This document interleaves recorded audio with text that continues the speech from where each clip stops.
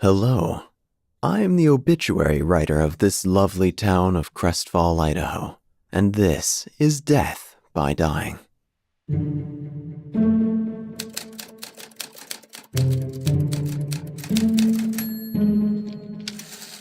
Wyatt Hudson, 47, died late Sunday evening as the stars began to fill the black abyss that is the sky.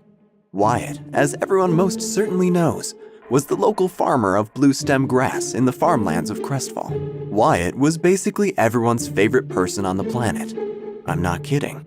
I never joke, except when I do. But in this instance, I do not. In the month of April alone, Wyatt revived 35 kittens from the precipice of death. He skydived with dolphins. He bowled overhand. He saved a boy from perishing in a recent mudstorm. He baked everyone cookies in town every time someone died, which gradually made the townsfolk wish more people would start dying off. Mrs. Shambles' dog caught on fire again, and Wyatt extinguished the flames valiantly by swinging the dog around over his head. The dog later developed telekinetic powers. Wyatt recycles. Yes, Wyatt Hudson was freaking awesome. The coroner is missing, so there was no official autopsy of the charming farmer, but we're all pretty sure we know what a gunshot looks like. It looks like a giant hole in his stomach from which blood and other viscous things have egressed. According to Wyatt's wife, Bernard, the story goes something like this. They had been driving up the nameless dirt road that leads to their ramshackled home. Dust was launched into the air by their tires, leaving a cloud of dirt mist behind them. They were returning from the all-you-can-eat buffet at the Carlson & Carlson's delicious pastry shop, where the Carlsons serve delicious pastries. On Sunday nights, they serve bottomless slices of every pie imaginable: rhubarb, chicken pot, mince, and cherry. They exited their vehicle, gravel crunching beneath their feet. And that's when they heard the rustling from the field of overly tall blue stem grass. From the crops emerged the local wild man, a feral man who lived in the dark woods, surviving on a diet of mud and sticks. He also happened to work part-time as a stock manager at the Bush and Hobby downtown, where Crestfallens get all of their bushes, and most of their hobbies. But for the most part, he was utterly deranged. In any case, he emerged from the blue stem grass in an ecstatic fervor, and promptly shot Wyatt in the stomach with a rusty revolver before cartwheeling away with surprising speed and agility. Case closed. Bernard's story was undeniably airtight. The pie is verifiably bottomless, and it is delicious. The crestfallen wild man was found later the next day and was arrested with no resistance. The wild man saying with complete clarity, "Yeah, I figured." Husband, father, and life of the proverbial party, Wyatt Hudson was a good man. Some men are great, but few can be considered good. Truly good. That title goes to a special few. He was generous, kind-hearted, and danced like nobody was watching. He is survived by his wife Bernard and their 3 kids, Denise, Chester, and Wallace. To clarify, Denise, Chester, and Wallace are goats. And now, the condolences. The Carlsons send their condolences. They say, "In the mood for something delicious? Look no further than Carlson & Carlson's delicious pastry shop, where you'll find the most flaky, fluffy, buttery goodness baked into a baked good sent straight from the heavens." Thank you, Carlson family. The Bush and Hobby also sends their condolences. They say, "Need bushes? You got it. Need a hobby? You kind of got it. You can probably find it here. We're not sure. There are so many hobbies these days, it's hard to keep track of. If you collect stamps, you might walk away disappointed. We have them, it's just, you collect stamps." We also apologize for employing the deranged wild man who allegedly murdered Wyatt Hudson. That's probably how he bought the gun in the first place. Yeah, sorry about that. Collect guns? We got 'em. Condolences also brought to you by the local butcher. He says, "Thank you for the goats." I'm sure if anyone were to grind his precious goats into slabs of delicious meat, Wyatt would have wanted you to be the one to do it. On behalf of the Hudson family, I thank you.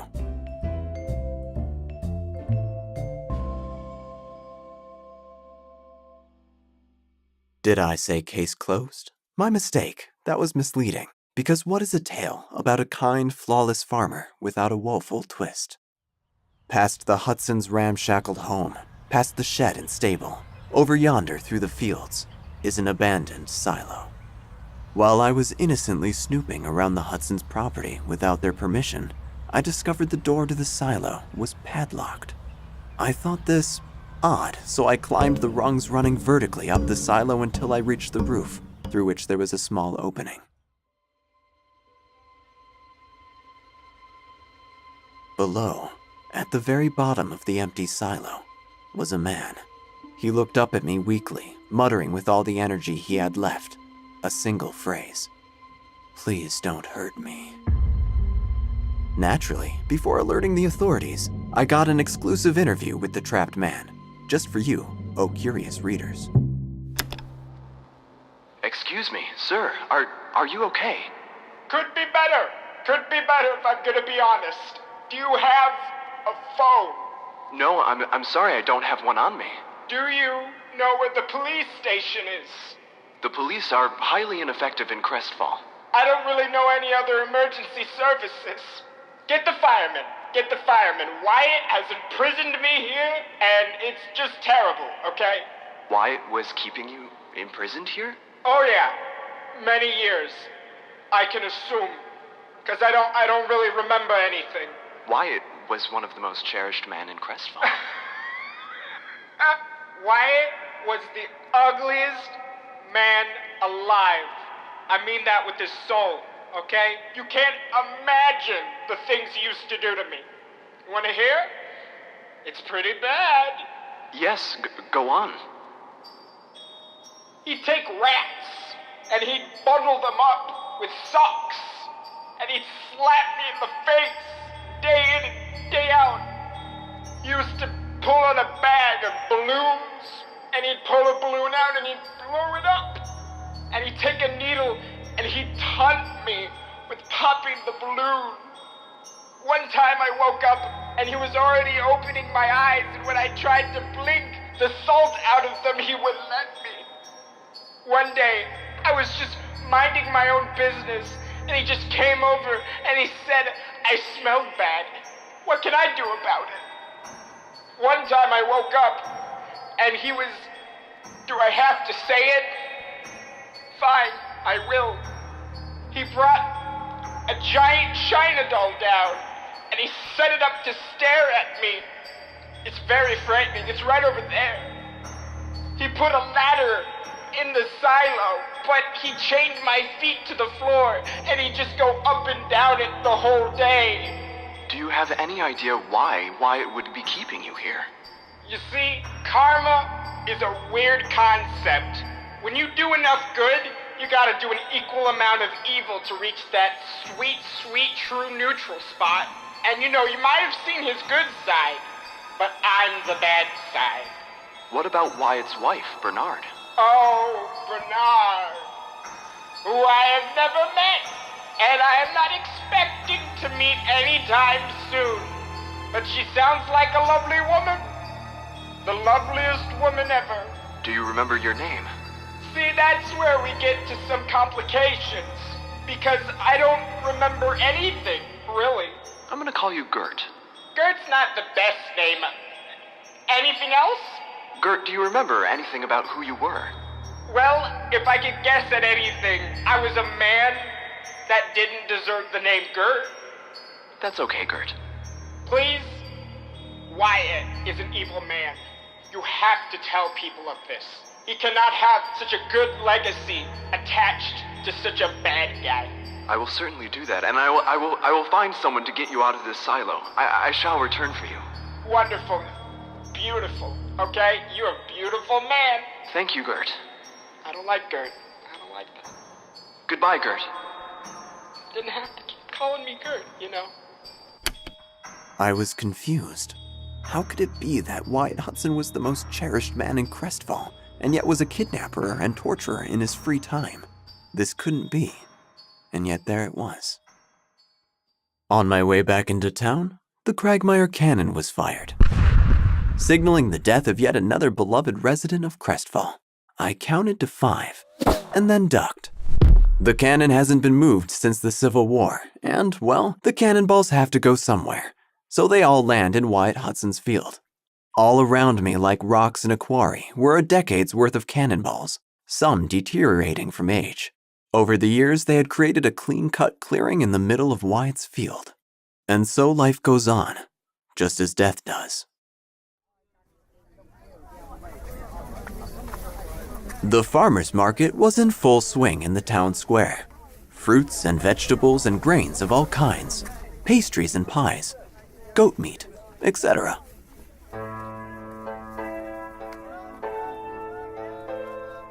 There was Geraldine Portage, who sold unpickled pickles, which she refused to call cucumbers. There was Elder Isaiah Goodwin, a deacon at the Church of Right Here, Right Now, who was passing out pamphlets on barn animals within scriptures, for those so inclined.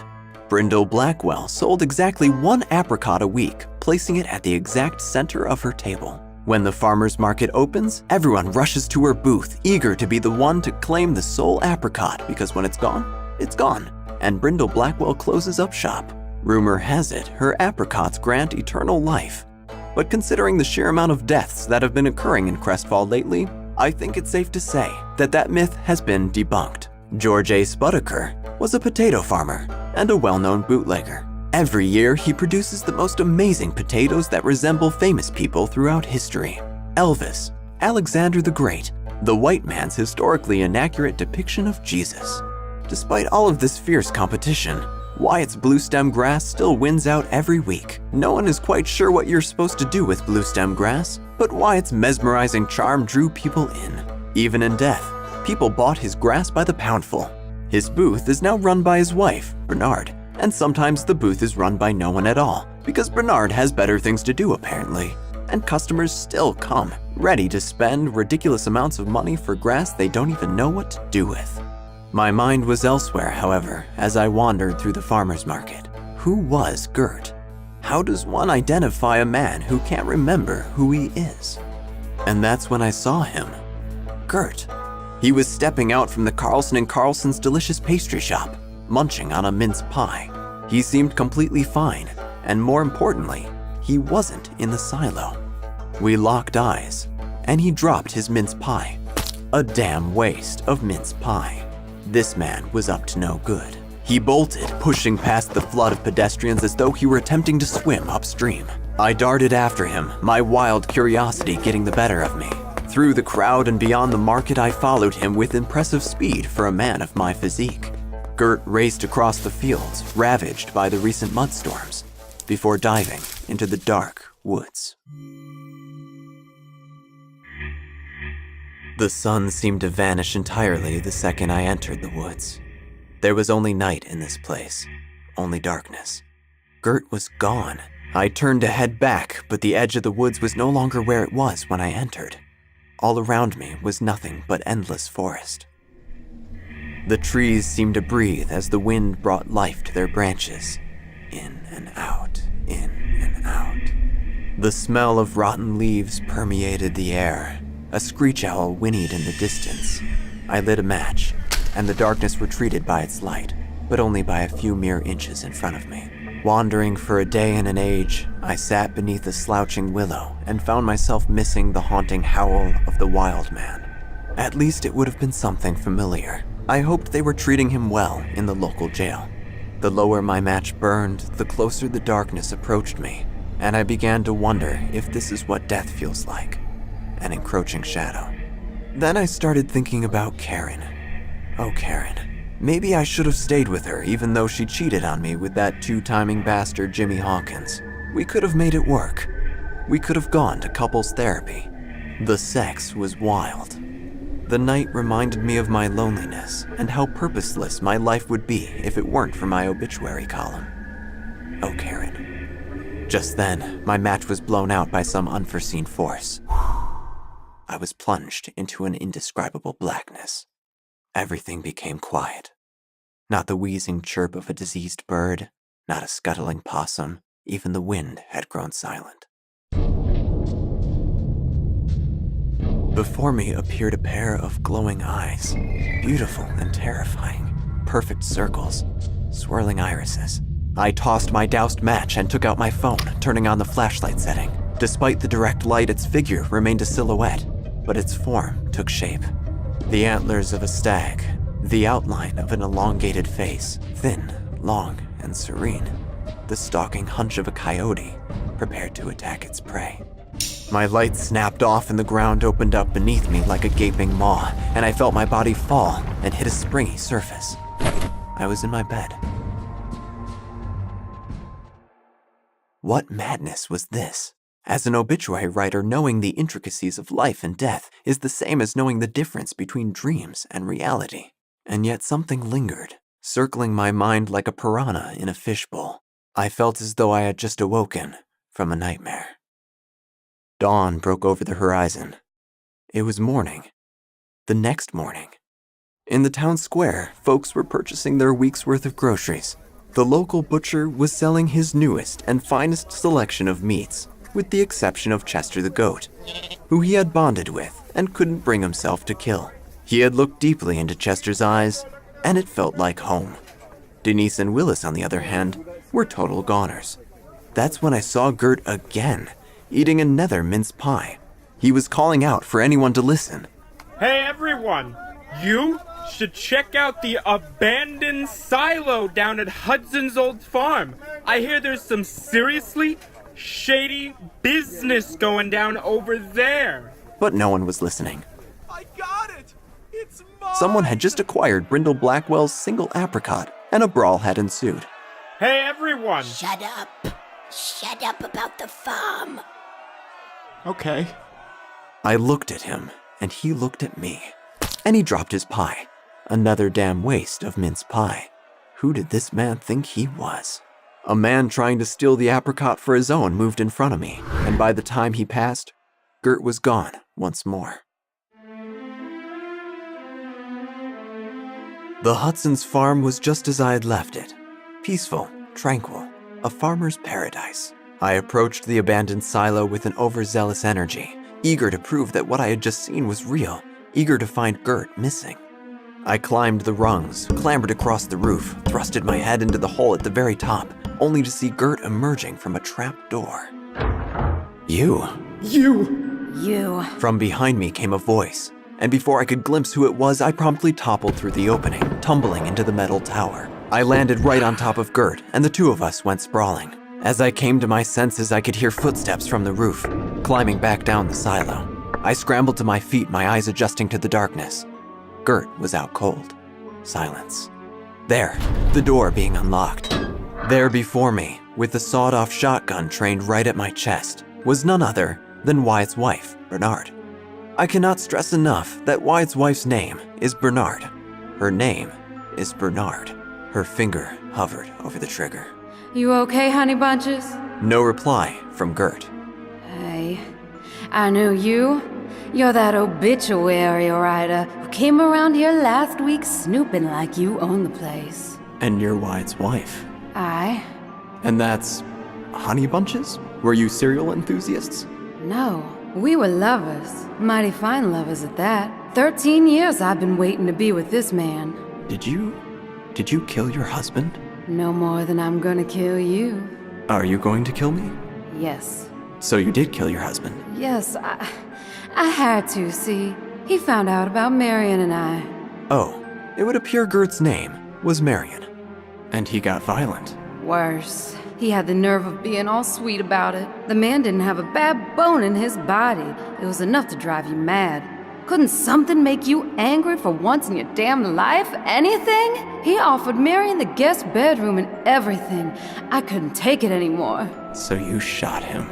Boom. Right in the stomach. So Marion was never being held hostage here? Not in the slightest. Marion got to his feet. See, with a reputation like Wyatt's, people might not take too kindly to a broad like Bernard shacking up with some man from the other side of the tracks. Wyatt deserved to be the bad guy for once. Of course, no one bothered to look in the silo except you, so that kinda backfired. Alright, that's enough. He don't need to know none of this. Please. Don't worry, baby, I got this. No! The following events are so intricate, tumultuous, and unnecessarily convoluted that the only way for me to properly explain is from an omnipresent perspective.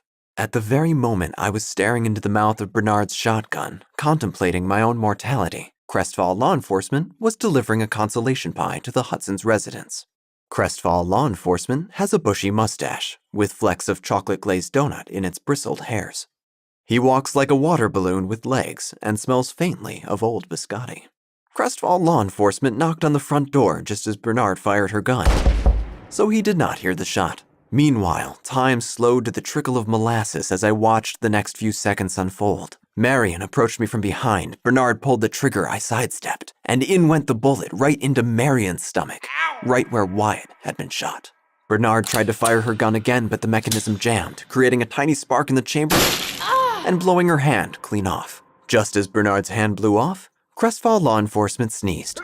He looked down at his pie. Raspberry. He's allergic to raspberry. Why did I buy a raspberry pie, he thought. Worried she would be caught even more red-handed than she already was, Bernard ran from the silo and into the fields of blue stem grass. And that is when the Cragmire cannon went off, in recognition of Wyatt's recently deceased goats. The cannonball soared overhead like a marble rolling across the sky. Bernard ran, the cannonball flew. Bernard ran, the cannonball spiraled downwards, and the two met in the clearing. And with that, Bernard's head joined the rest of the cannonballs in the field.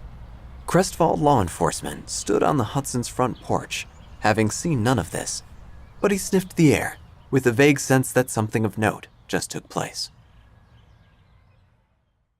The wild man was released from the local jail, found innocent of the murder of Wyatt Hudson. His assumption had been that he was being arrested for accidentally killing a possum around the time of Wyatt's death, which is why he was so willing to comply with law enforcement, his conscience weighing heavily with guilt. He had thought the death penalty was a little harsh. The wild man approached me. Beware the shadow. You've seen it, haven't you, in the dark woods? I can see it in your eyes. Stay away from those woods, please. And one last thing. Mambo Jumbo down by the piano patch.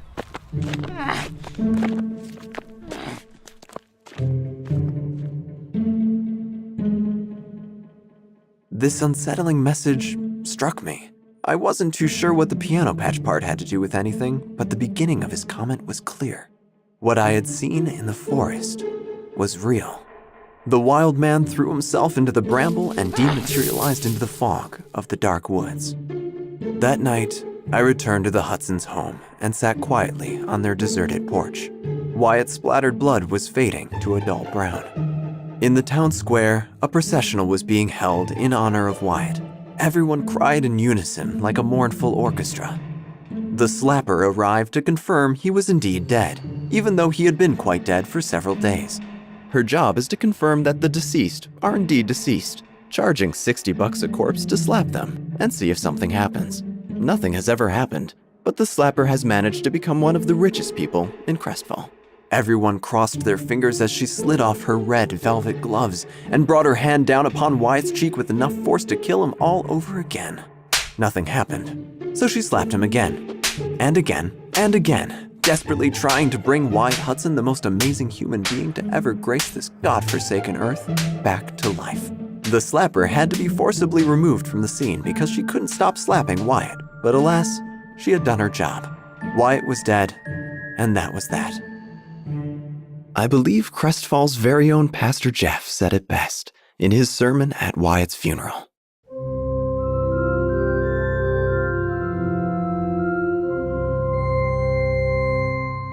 Do you have a junk drawer at home? I know I do. Filled with toenail clippers, rubber bands, loaves of bread, discarded pens, canned peaches, the complete box set of all 8 seasons of the hit television show Lost, hair scrunchies, twine, lefty scissors, 87 cents and change, mostly pennies, couple times, tickets to the carnival, Dogford puppets, pictures of your aunt, mayonnaise packets, your friend's mixtape he claims to be straight fire. Our drawers don't start out full, no. Start out empty. As we move through our days, we fill them up with little bits and bots, accumulated over time, and then we leave them all behind for someone else to clean out. What is that? It's what I call legacy. What kind of legacy are you gonna leave? What kind of junk drawer are you gonna leave? Have you heard of Jesus? He had a legacy. Took a lot to clean out his junk drawer. A good man. That's who Wyatt Hudson was. Some men are great. Some men want to be remembered for what they have done. But perhaps it is better to be remembered for who you are. A good man. The townsfolk would be quieter that day. Not because they were thinking about any particular memory of Wyatt, but because they were thinking about Wyatt himself. The ways in which he touched people's lives made them brighter. People cried loudly that morning to mourn his death, but they would be quiet that afternoon, so they could give themselves the space, without the suffocation of grief, to celebrate his life.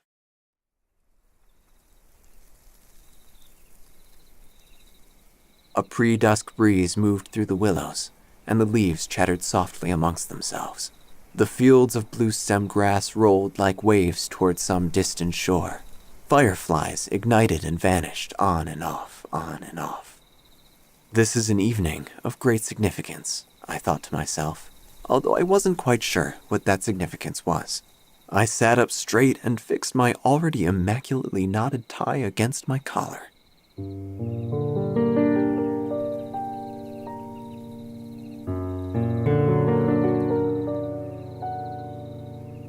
My eyes zeroed in on the dark woods, and I wondered to myself if my experience amongst its trees was better left to memory or a passing dream. This has been an obituary of Wyatt Hudson.